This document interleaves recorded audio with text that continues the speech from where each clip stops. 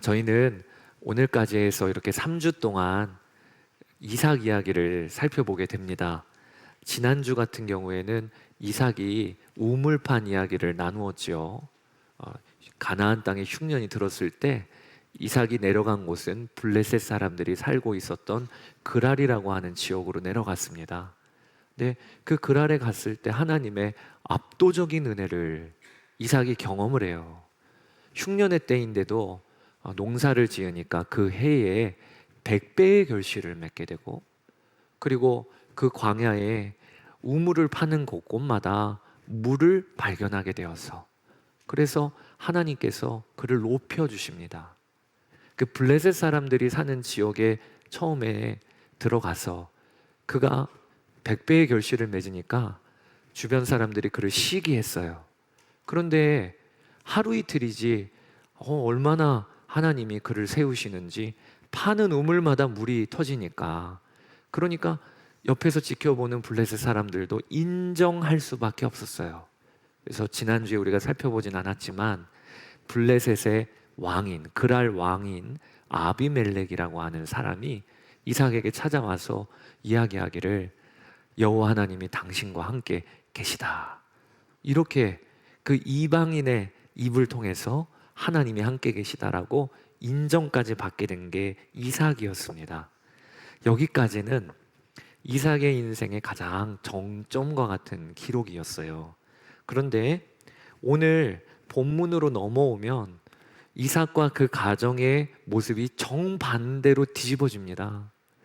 그전에는 하나님께서 세우시고 또 은혜의 사람, 누구에게도 덕이 되는 사람이 이삭이었는데, 한 장 차이인데 오늘 본문에 넘어와서는 그 이삭의 가정이 완전히 깨진 것을 우리가 보게 돼요.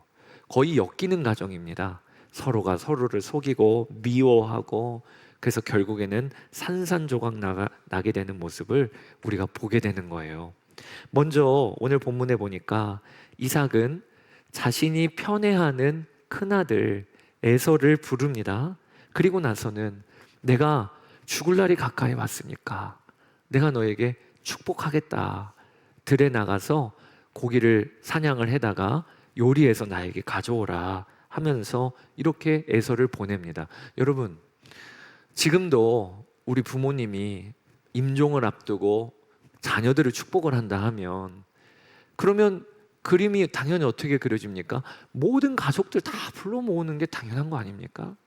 어떻게 한 사람만 불러서 그 사람만 조용히 축복을 하나요?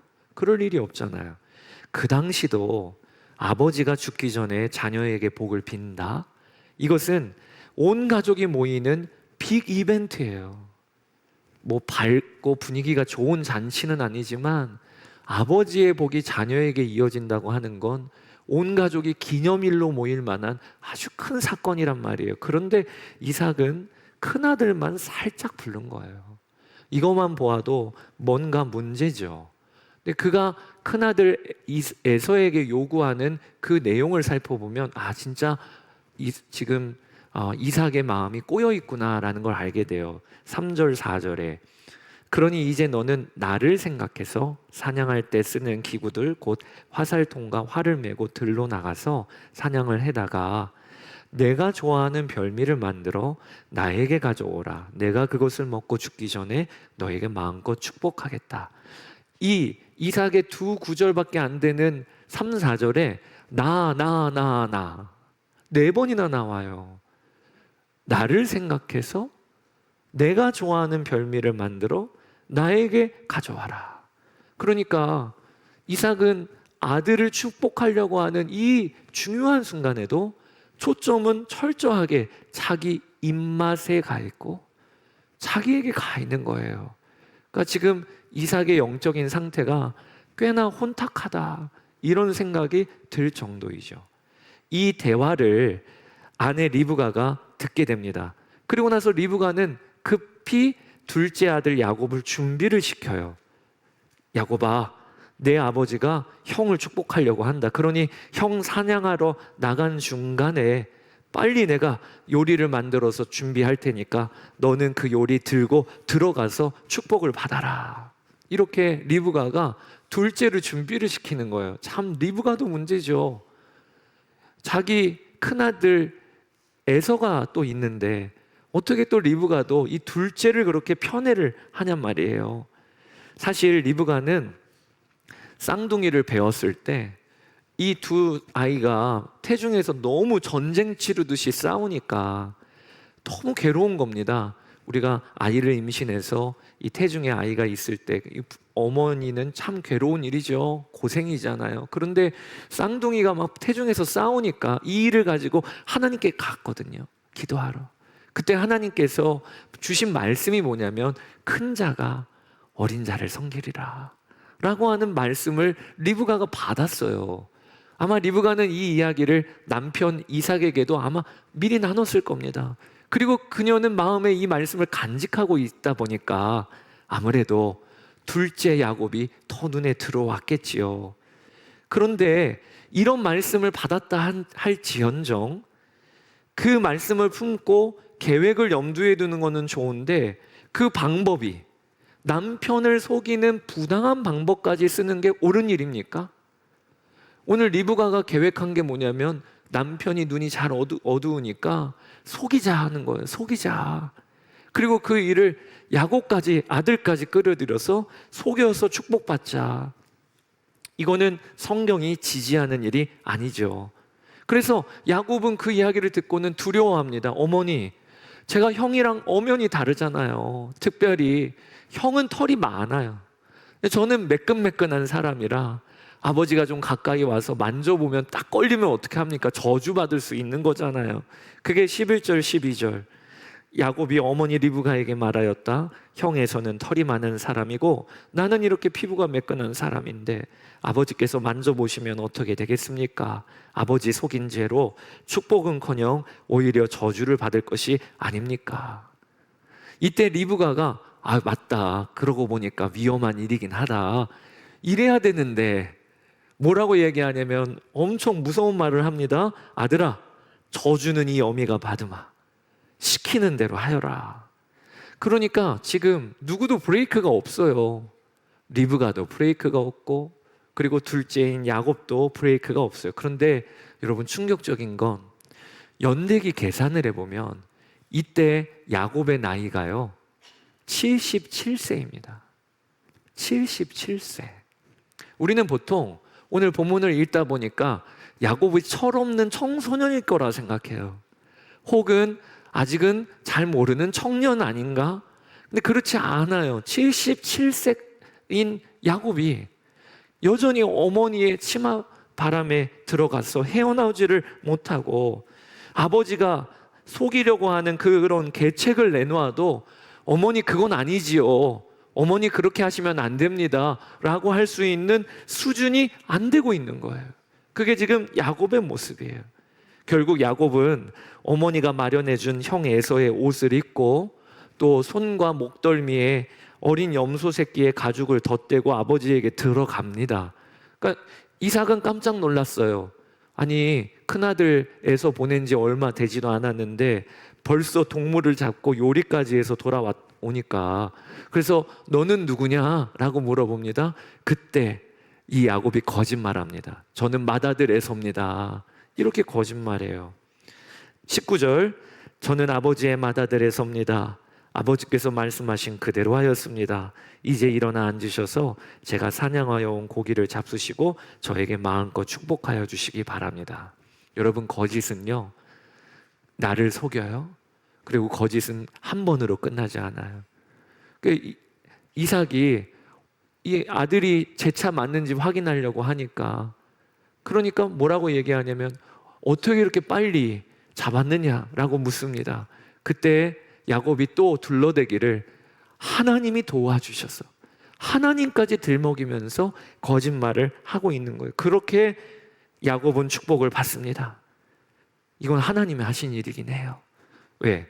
큰 자가 어린 자를 섬길 것이라. 둘째 야곱을 높이시려는 하나님의 일이죠. 그리고 머지않아 에서가 들어옵니다. 꼭 동화책 무슨 이야기 같지요? 곧바로 에서가 들어와요. 그리고 아버지 에서입니다. 이제 저를 축복해 주십시오. 이삭이 너무 놀랐어요. 아니 방금 들어온 아들은 누구냐? 그 알고 보니까 속았구나. 야곱이 나를 속였구나. 에서도 속았다는 걸 알게 됩니다. 그러면서 오늘 본문에 이삭이 부들부들 떨었다라고 되어 있어요. 33절 같이 한번 읽어보실까요? 이삭이 크게 충격을 받고서 부들부들 떨면서 말을 더듬거렸다.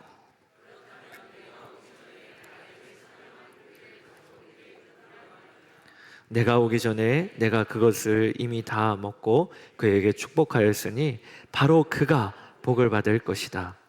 여러분, 이 부들부들 떨었다고 하는 건 나 속았다 하면서 분노에 이렇게 살이 떨리는 게 아니에요. 그거보다는 더 정확하게 보면 이제 이삭이 하나님의 말씀이 진짜구나 라는 걸 깨달은 거예요. 그동안 자기는 자기 입맛대로, 자기가 판단하기에 좋은 대로 아무래도 야곱보다는 형 에서가 나아, 이렇게 판단을 했던 게 이삭이었는데, 그동안 말씀이 있었음에도 그 말씀을 인정하지 않았었는데 드디어 그 말씀대로 하나님이 하셨구나 라는 것을 깨닫고 그가 떨린 거예요. 그 증거가 뭐냐면, 그 당시에 자녀에게 복을 빌어줬어도 그 복을 다시 거둘 수 있는 권한도 부모에게 있었습니다. 그런데 오늘 본문의 이삭은요, 이미 둘째에게 빌어준 복을 거두지를 않아요. 그리고 에서에게 하는 말이 너의 동생 야곱이 복을 받을 것이다. 그리고 너는 그를 섬기게 될 것이다 라고 이야기하고 있어요. 왜? 깨달아진 거예요. 하나님이 하신 거구나. 근데 여러분, 너무 늦게 깨달은 것이죠. 오늘 이 이후로 야곱의, 이삭의 가정은 완전히 산산조각 깨어지게 됩니다. 이때부터 에서는 동생을 죽이고자 마음을 품게 돼요. 그리고 결국에 야곱은 결국 형을 피해서 도망을 쳐서, 다음 주에 우리가 보게 되겠지만 20년 동안 엄청난 연단을 받게 됩니다. 형제가 완전히 깨져버렸어요. 그리고 나서 리브가는 자기가 사랑하는 둘째 야곱이 돌아올 때까지 살지를 못합니다. 아들이 집을 나가서 이제 하란으로 간 후에 리브가는 아들을 보지 못하고 죽게 되는 거예요. 그게 얼마나 비극입니까?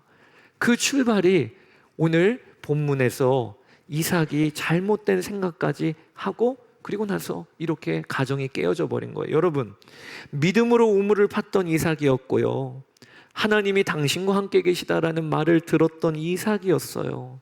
그런데 어떻게 그 가정이 이렇게까지 기울어지고 깨진 상황까지 다다르게 된 것입니까? 오늘 우리가 그것을 보기를 원하는 거예요. 그 답이, 중요한 단서가 1절에 있다고 싶어요. 그게 이삭의 눈이 어두워졌다라는 거예요.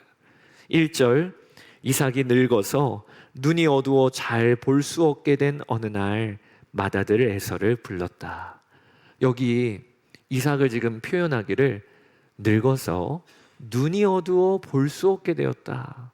이것은 나이가 든 이삭의 육신의 상태를 말하는 것이기도 하지만, 사실 성경에 영적인 분별력이 사라졌다고 하는 관용적인 표현 중에 하나가 그의 눈이 어두워져서 볼 수 없었다 라는 표현을 써요. 그 대표적인 본문이 사무엘상 3장 2절입니다. 엘리의 눈이 점점 어두워 가서 잘 보지 못하는 그때 그가 자기 처소에 누웠다. 여러분, 사무엘상에 보면 이스라엘의 지도자 중에 엘리 대제사장이 있었어요. 그는 이스라엘을 이끌어가야 될 영적 지도자였습니다. 그런데 그가 영적 분별력을 잃어버리고 아주 하나님 앞에서 타락합니다. 이스라엘 전체가 무너지는 근간이 됐던 게 엘리 대제사장의 그 타락이에요. 근데 그걸 성경에서 표현하길 뭐라고 표현하고 있냐면 그의 눈이 점점 어두워졌다라고. 그러니까 성경의 아주 중요한 관용적인 표현이 눈이 점점 어두워졌다, 이거는 영적인 분별력이 점점 흐려졌다라고 하는 걸 말하고 있는 거예요. 우리가 나이가 들면 손발도 힘이 없어지고 치아도 덜렁덜렁거리고 이런 표현을 쓸 수도 있는 거죠. 그런데 눈이 어두워졌다라고 하는, 여러분, 한 가정을 이끌고 지도해야 할 이삭의 영적인 분별력이 어두워졌어요. 하나님의 말씀이 있음에도 불구하고 엉뚱하게 가정을 이끌어갔어요.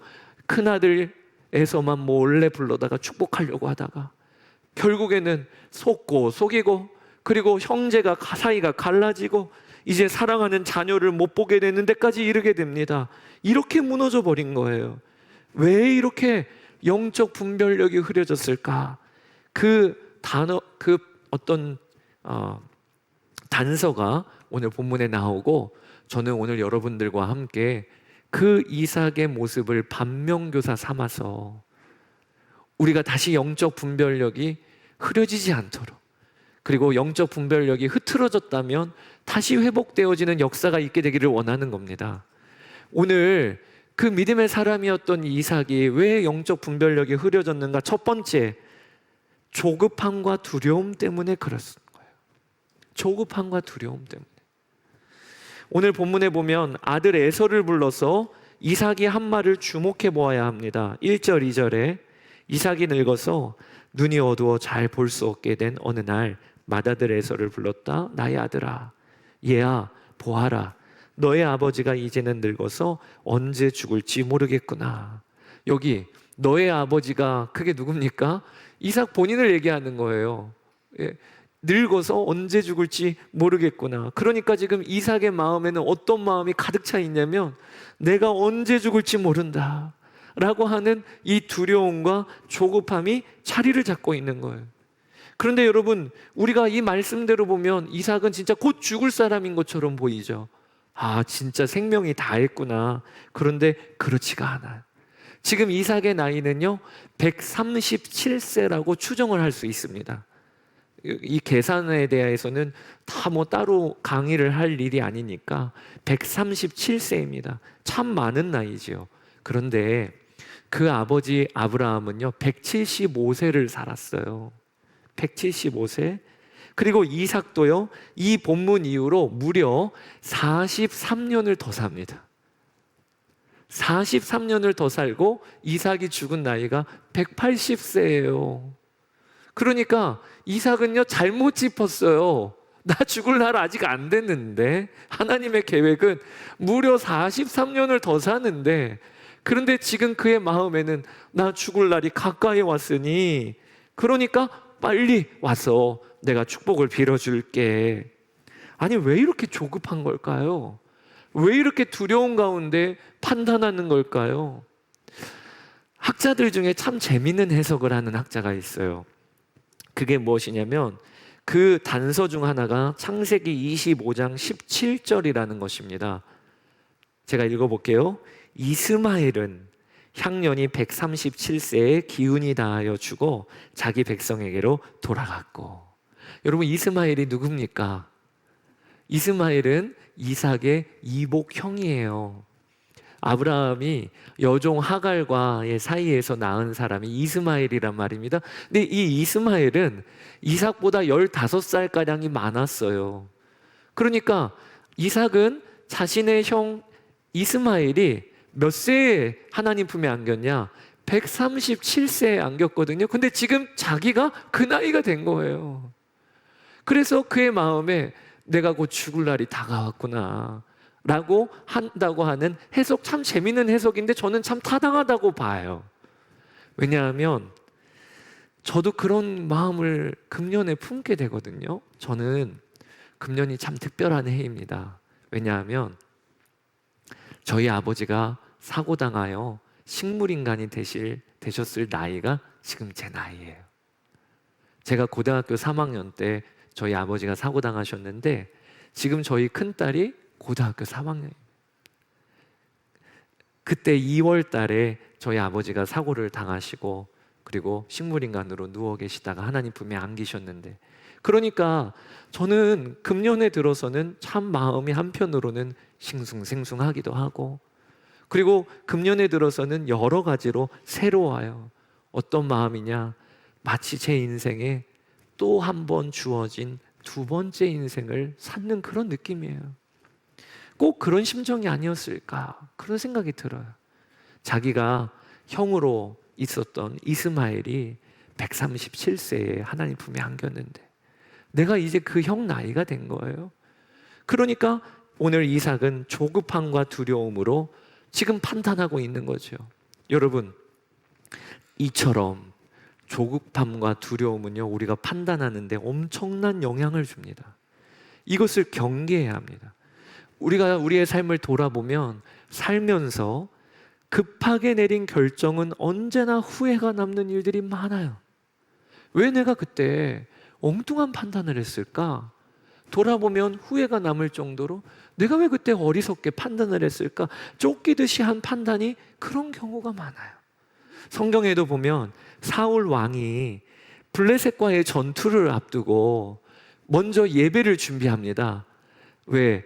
하나님께 번제를 드리고 그리고 블레셋과의 전투에 임하기 위하여. 그런데 번제를 다 준비를 했는데 집례할 사무엘이 오지를 않는 거예요.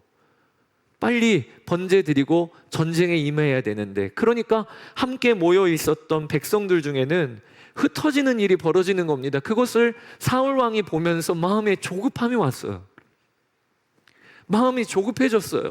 그리고 두려웠어요. 이러다가 다 흩어지는 거 아니야? 그리고 나서 그가 한 게 뭐냐면 사무엘을 기다리지 않고 그가 직접 번제를 집례한 겁니다. 하나님께 제사를 드리는 이 일에 자기가 월권을 범한 거예요. 그리고 이게 결정적인 실수가 되어서 하나님이 그를 버리시게 되는 일이 벌어요. 엉뚱한 판단을 한 그 근거가 뭐냐? 두려움과 조급함이라는. 여러분, 우리의 믿음의 삶에 가장 경계해야 될 적이 뭐냐? 두려움과 조급함이에요. 여러분들 중에서도 금년 한 해에 중요한 결정을 앞두고 계신 분, 혹은 내가 지금 어떤 중요한 판단을 해야 되는 분이 있다면, 그러면 여러분들이 구해야 될 것은 하나님이 주시는 평안이에요. 하나님, 저에게 평안을 주십시오.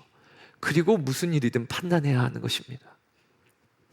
종교개혁자 마틴 루터와 그의 아내 카타리나 폰 보라라고 하는 여인이 아내였는데, 그 사이에서 아주 유명한 일화가 있어요. 루터가 종교개혁을 진행하면서 그가 극심한 영적인 침체와 우울감에 시달리곤 했습니다. 왜냐하면 그도 카톨릭 사제였거든요. 그런데 그 거대한 카톨릭 조직을 향해서 오직 믿음으로, 오직 성경으로 이 종교개혁을 진행을 하는 겁니다. 그러니 얼마나 거대한 핍박이 있었고, 그리고 무거운 중압감이 있었고, 건강에 문제가 있었고, 그래서 어느 날은 깊은 절망에 빠져서 식음을 전폐하고 서재에 틀어박혀 있었어요.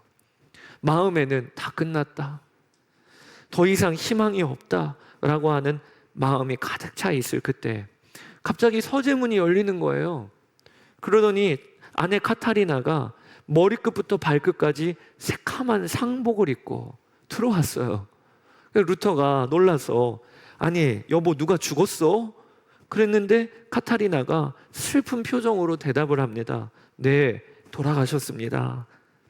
누가 돌아갔단 말이요?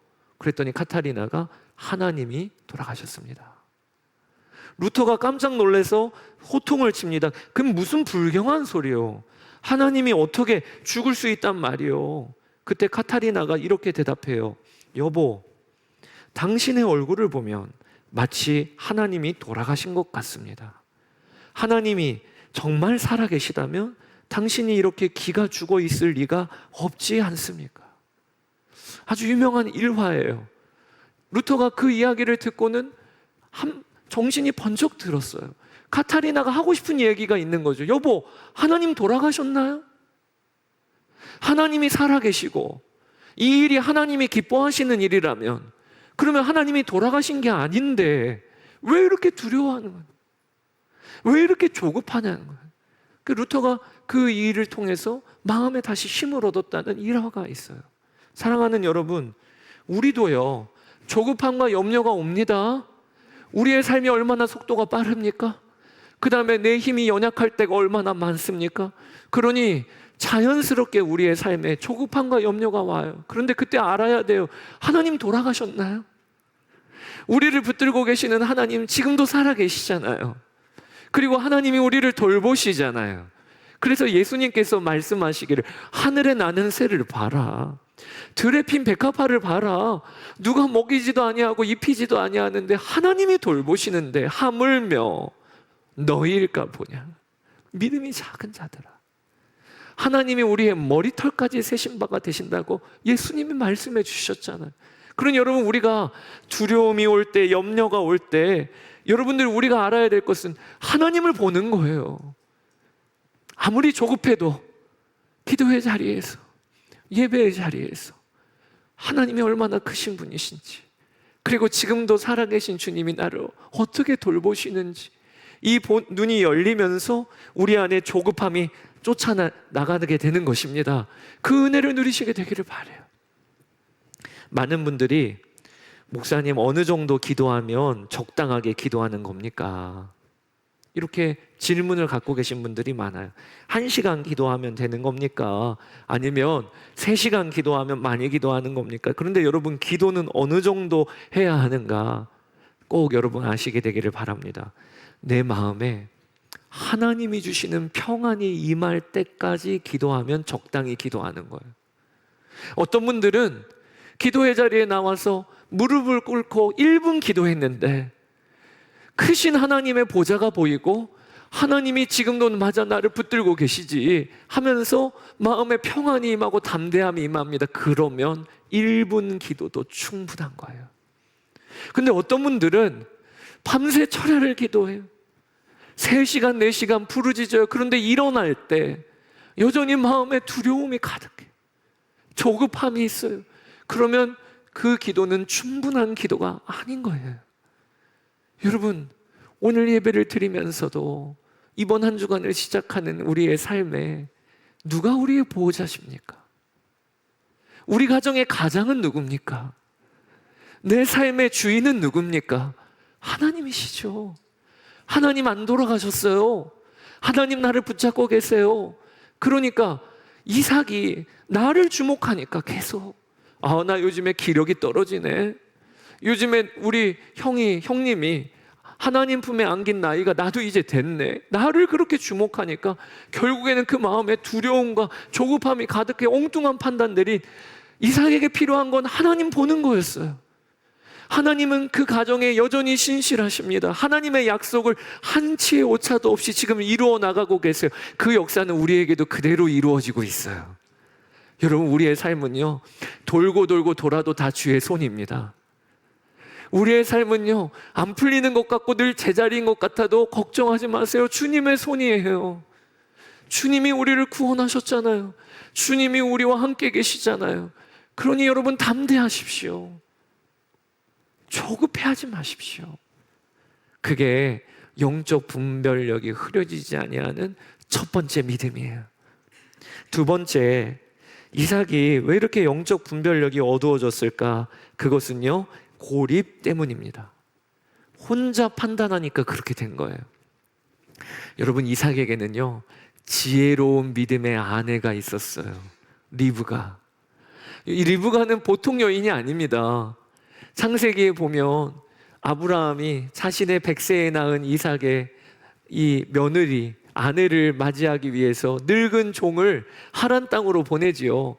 그 늙은 종이 하란 땅에 가서 그 리브가라고 하는 여인을 만나서 하나님이 우리 주인 아브라함을 어떻게 세우셨는지, 그리고 또 내가 이 하란 땅까지 어떻게 왔는지 이야기를 쭉 나눌 때, 세상의 리브가는요, 그 하나님 이야기를 듣고 한 번도 가보지 않은 가나안 땅으로 들어가기를 결정한 여인이 이 리브가예요.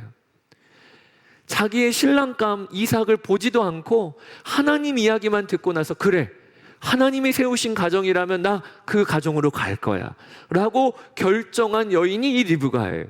그러니까 리브가는요, 마치 아브라함이 한치 앞을 모르는 그곳에서 가나안 땅으로 들어갔던 그 순종처럼 순종한 여인이 리브가란 말입니다. 이삭은요, 믿음의 여인을 아내로 두고 있었는데, 그런데 그 아내와 소통함이 전혀 없었어요. 그 증거가 뭐냐면 오늘 5절입니다. 같이 한번 읽어보겠습니다. 이삭이 자기 아들 에서에게 이렇게 말하는 것을 리브가가 엿들었다. 본문에 오늘 뭐라고 표현하고 있냐면 엿들었대요. 엿들었대. 근데 이게 히브리어로는 쇼마하트라고 하는 단어인데요, 이 단어는 지속적이고 반복적인 동사를 의미하는 겁니다. 즉, 한 번 엿든 게 아니라 지금까지 남편과 소통하려면 다 엿들었다는 거예요. 이게 뭘 의미하는 겁니까? 부부인데 서로 이야기를 나누고 소통하고 교제하고 하지를 않고, 리브가가 늘 남편 이야기를 엿들어서 하는 관계가 지금 이삭의 가정이었다. 이게 이삭 가정의 비극이었던 거예요. 믿음의 아내가 있는데, 그리고 또 두 아들이 있는데 믿음 안에서 소통이 전혀 없어요. 그러니까 판단을 할 때 혼자 판단하는, 아들을 축복해야 되는 이 놀라운 이벤트를 앞두고도 큰아들만 조용히 불러서 몰래 요리해서 가져오라라고 하는 이 혼자 판단하는, 이게 이삭의 영적 분별력을 잃게 만든 거예요. 여러분, 성경은 하나님의 사람들은 무슨 일을 판단할 때 다 함께 판단했다고 하는 증거가 가득합니다. 대표적인 게 사도행전에 보면 안디옥 교회에서 이방 선교를 위하여 전도를 나갈 때 바나바와 바울이 그냥 나간 게 아니라 온 교회 성도들이 함께 기도하고 성령께서 우리를 보내신다고 하는 증거를 받고 나갔어요. 그러니까 그 위대한 바울도요, 혼자 고립되어 판단하지를 않고 모든 일을 판단할 때 함께 판단하는 공동체가 있었다는 거예요. 그가 예루살렘으로 3차 전도여행을 마치고 들어가게 됩니다. 근데 그때 들어가는 길에 그를 만나는 공동체마다 다 들어가지 말라고 해요. 바울, 당신이 예루살렘으로 들어가면 큰 환난이 기다리고 있을 거라고 하나님이 감동을 주십니다. 이 띠의 임자가 결박당할 것이라고 하나님이 감동을 주십니다. 여러분, 공동체는 이처럼 잘못된 판단을 할 수도 있어요. 다른 판단을 할 수도 있어요. 그런데도 불구하고 바울은요, 그 공동체의 판단을 늘 듣는 관계에 있었다는 거예요. 이게 중요한 거예요. 여러분들은 어떠십니까? 여러분들은 여러분들의 가정에서 함께 판단할 부부관계로 여러분 소통하고 계십니까? 자녀들과 함께 판단하는 그런 가정을 세워나가고 계십니까? 그리고 비올드 교회는 여러분들에게 어떤 의미입니까? 이제 다음 주부터 제가 속회 광고하는 건 아니에요. 오늘 말씀이 주어졌으니까 속회 안에서 함께 기도하고, 집사님 힘내세요. 또 어떤 경우에는 집사님 예배 회복하셔야 돼요. 권사님 기도하셔야 돼요. 라고 따끔하게 조언해 줄 수 있는, 그렇게 함께하는 공동체가 우리의 영적인 분별력에 흐리지 아니하도록 주신 하나님의 선물임을 여러분 아시게 되기를 축복해요. 저희는 2023년 12월 17일에 저희 비올드 교회 첫 예배를 드렸습니다. 운중동에서 드렸죠. 근데 첫 예배는 12월 17일인데 이 일을 준비하기 위하여 첫 모임을 가진 게 3달 전부터 모임을 갖게 되었어요. 제가 개척을 결심하고 개척하기로 이렇게 알리고 나서 전도사님들이 3분이 모이시게 됐어요. 목사님 개척하신다고 하는데 저도 그 일에 함께 하겠습니다. 참 감사한 일이죠. 뭘 보고, 그리고 뭐가 보장이 된다고 저희 전도사님들이 그렇게 모여서 기도 모임을 시작하고 한 3달 지나서 첫 예배를 드린 거예요. 그런데 그 사이에 여러 사건들이 많았습니다. 저희가 예배드리기로 허락되었던 감리교 신학대학교 채플이 갑자기 하루아침에 예배가 허락이 안 된다는 통보를 받게 되었어요. 그때 저는 선한목자교회 장로님들께서 저를 아껴주셔서, 목사님 개척이 감리교 신학대학교에서 열어주시니까 나간다고 결정을 했던 건데 거기에서 다시 예배 장소를 쓸 수 없다고 하면 그러면 개척 안 나가면 되지 않습니까?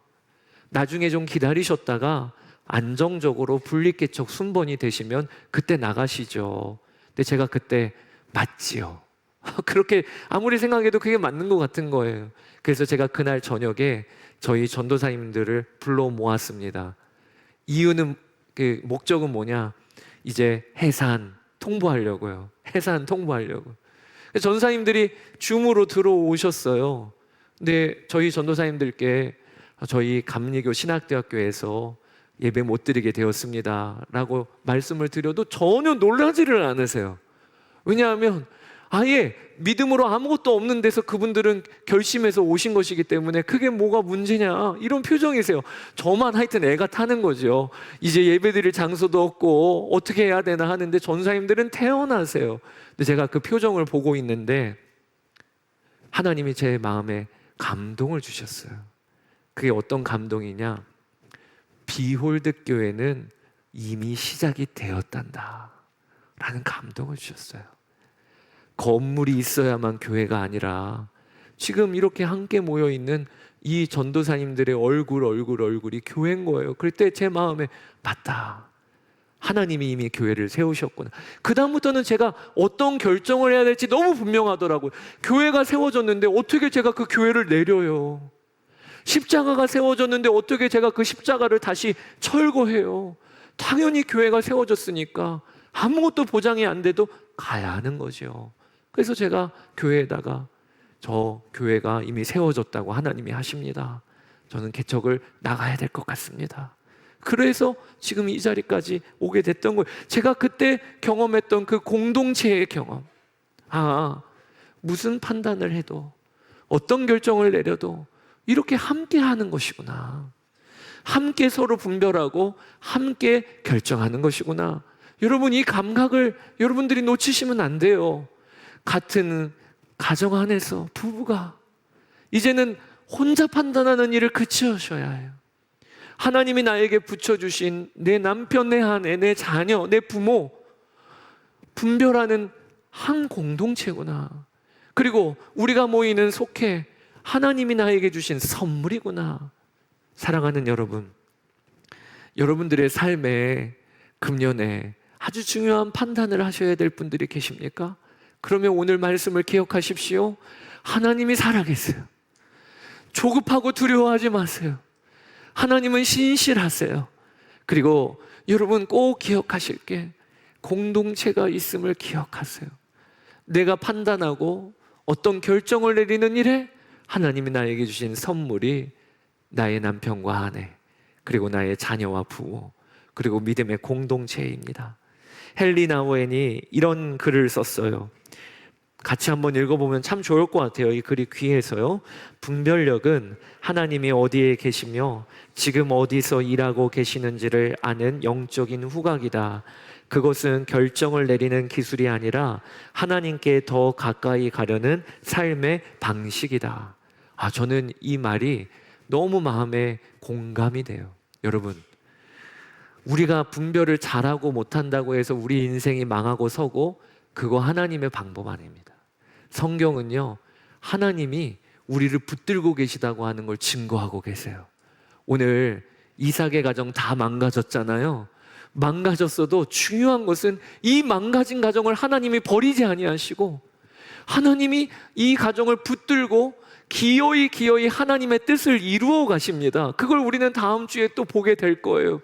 마찬가지로 분별력은 우리가 잘못 선택한다고 우리 인생이 망하는 게 아니고요, 하나님이 우리를 붙들고 계시기 때문에 우리 인생을 하나님이 세워가십니다. 그러면 분별력이 뭔가? 이 헨리 나우엔의 정의, 하나님께 더 가까이 나아가는 삶의 방식입니다. 여러분, 이번 한 주간도 하나님을 선택하세요. 하나님께 나아가세요. 그러면 우리 인생은 절대로 망하는 법이 없습니다. 그렇게 되시기를 축복합니다. 이번 주 말씀을 준비하면서 이 찬양이 떠올랐어요.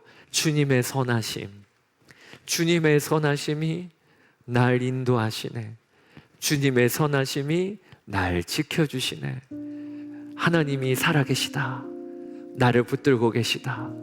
그러니 조급해하지 말고 또 두려워하지 말고, 그래서 바른 결정을 내리기는 여러분 되시기를 축복합니다.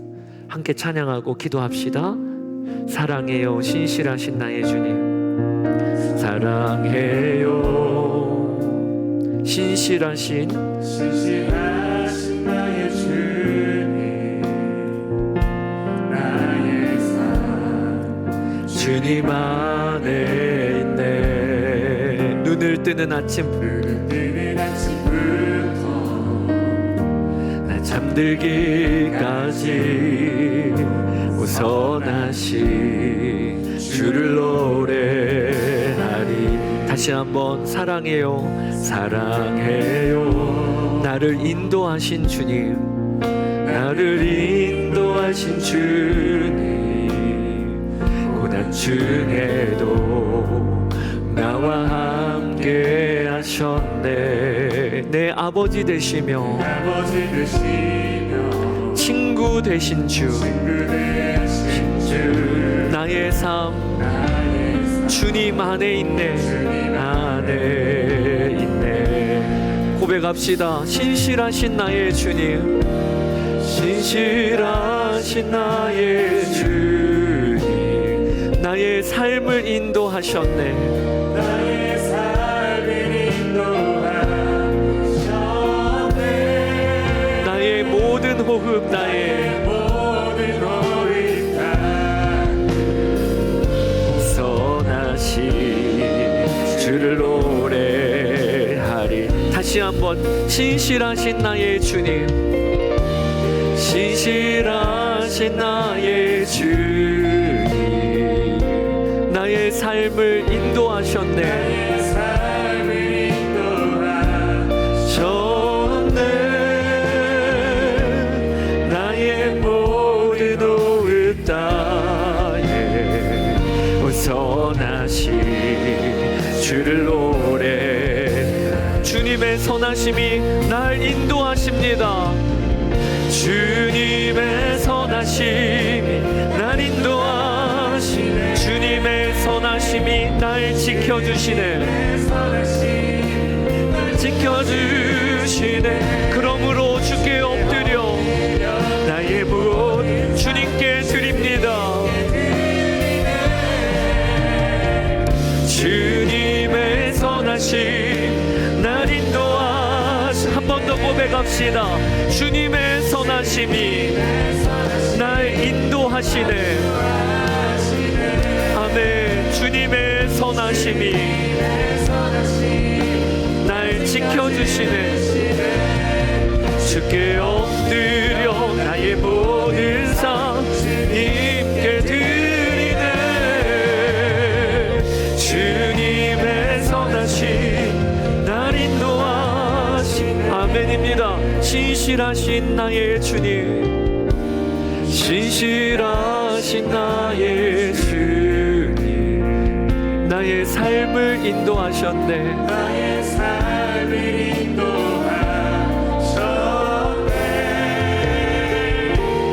나의 모든 호흡 다에 선하신 주를 노래. 한 번 더 신실하신 나의 주님,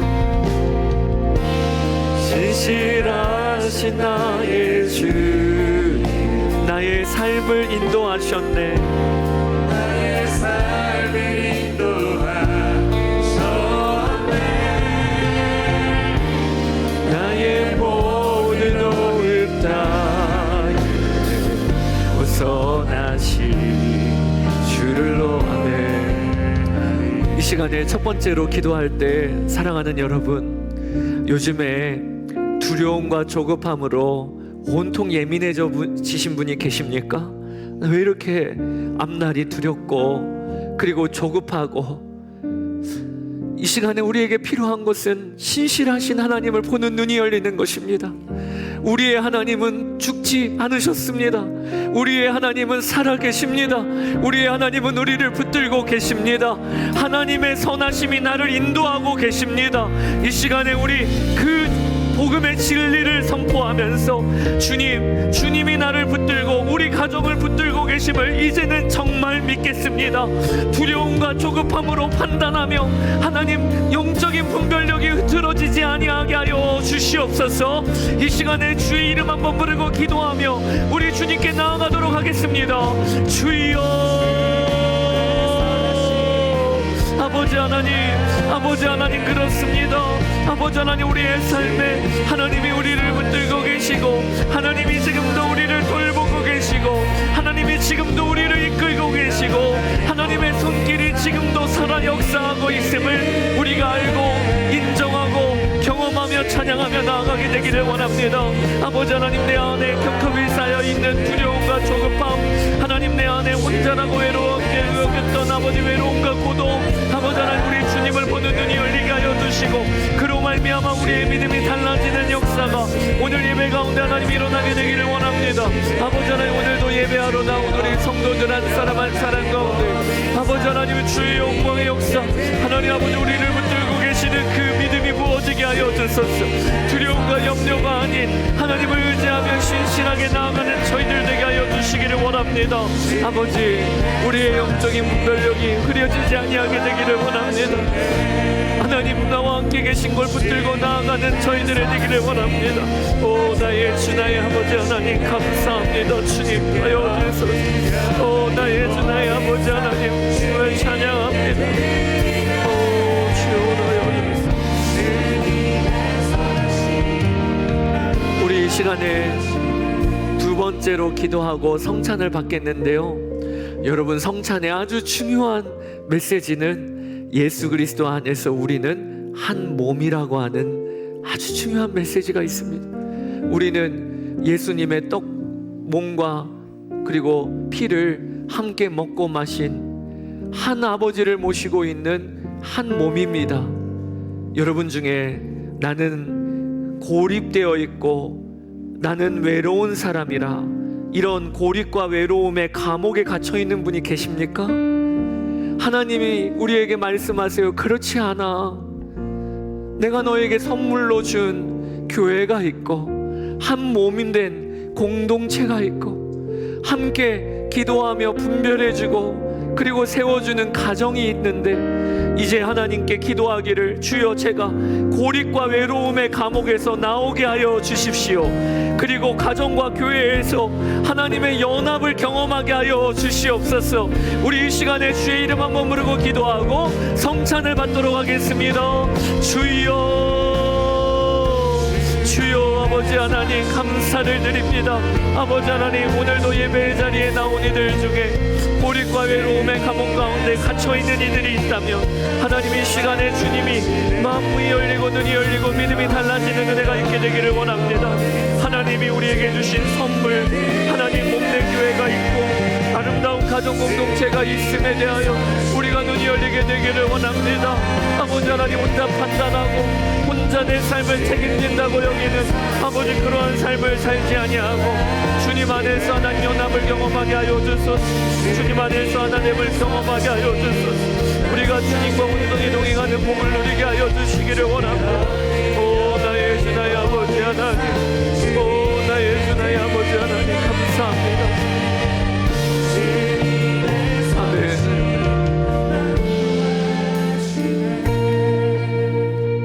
가슴에 손을 얹고 기도합시다.